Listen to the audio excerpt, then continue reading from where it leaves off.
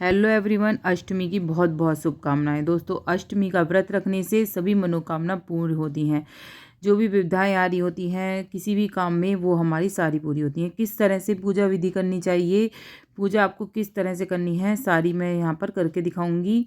और लास्ट तक बने रहिएगा। अच्छी लगे तो लाइक सब्सक्राइब जरूर करिएगा। दोस्तों, सबसे पहले आपको चौकी को साफ़ कर लेना है।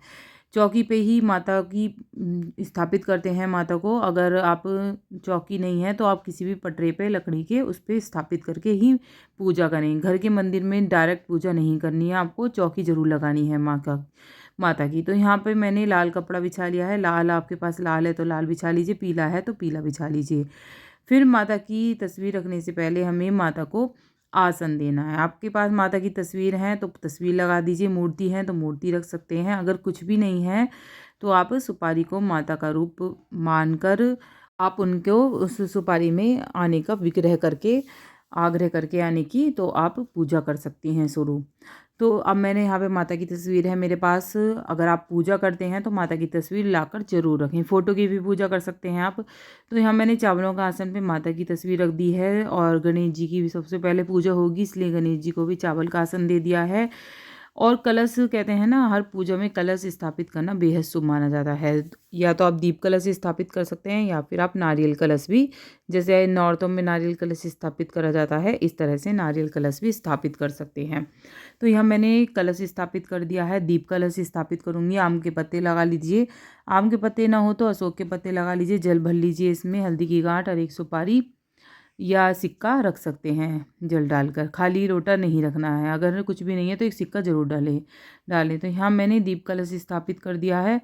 और मैंने जैसे बताया आपको, नारियल कलश भी स्थापित कर सकते हैं। तो नारियल चढ़ाना भी बेहद शुभ होता है। माता की पूजा में नारियल ज़रूर चढ़ाया जाता है। तो अब नारियल नहीं है तो दीप कलश स्थापित कर दिया। सबसे पहले हम गणेश जी का पूजन करेंगे। गणेश जी प्रथम पूज्य होते हैं। कलश इसलिए स्थापित करा जाता है, इसमें सभी देवी देवताओं का वास होता है। तो सभी देवी देवता यहाँ पर आ गए हैं। अब हम आगे की पूजा करेंगे। सबसे पहले गणेश जी की पूजा कर ली है हमने।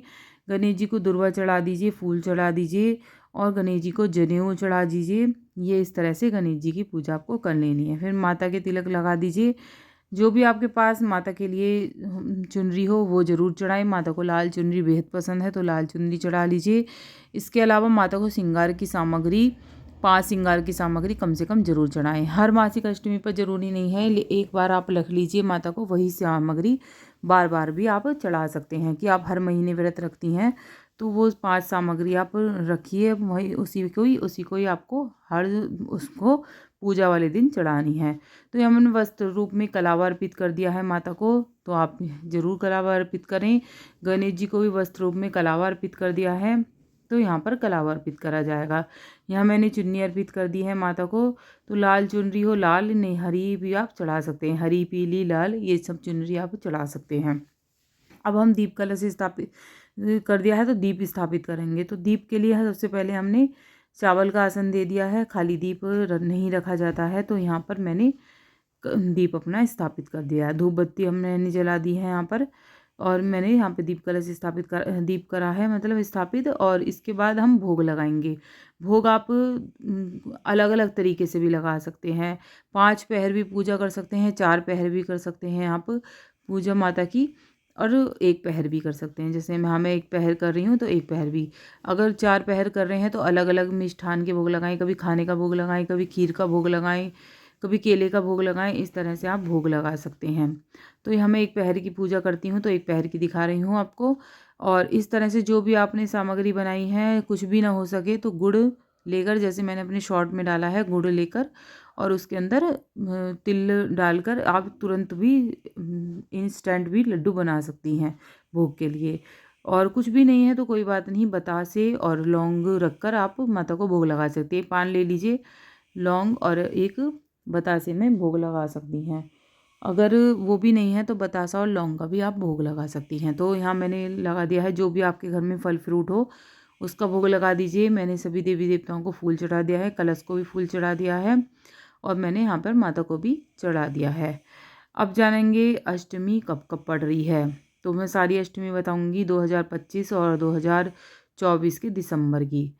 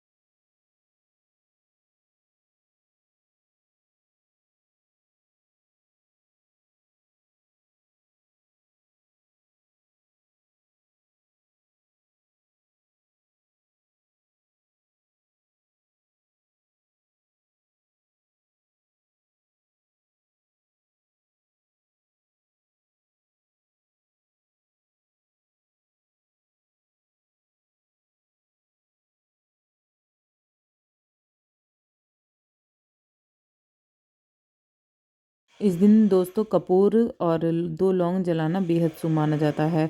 आप ये कंडे पे भी ये कार्य कर सकते हैं। राधे राधे।